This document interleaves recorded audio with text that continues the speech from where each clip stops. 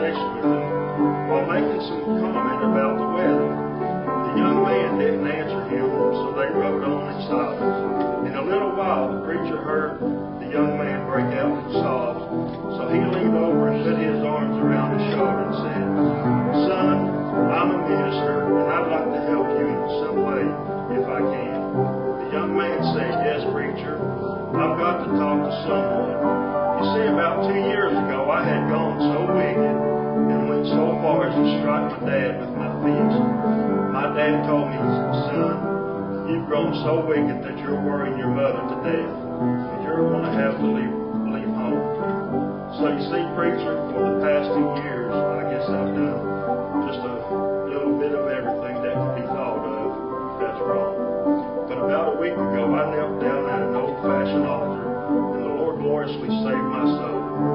The first thing I thought of was my dear old mother and dad, and oh, how I'd love to come back home.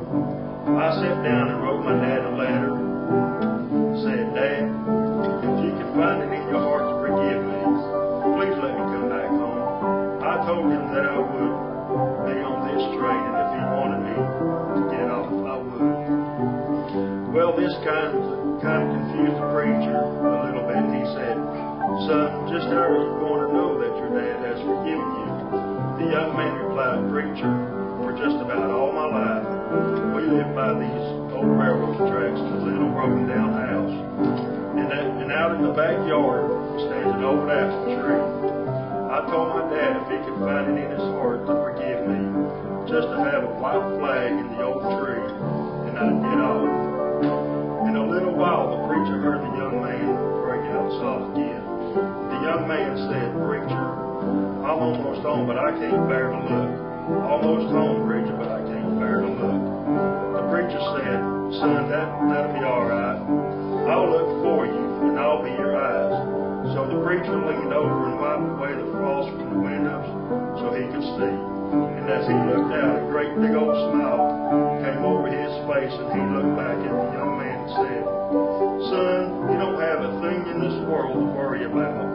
Why, it looks like that old apple tree's in full bloom.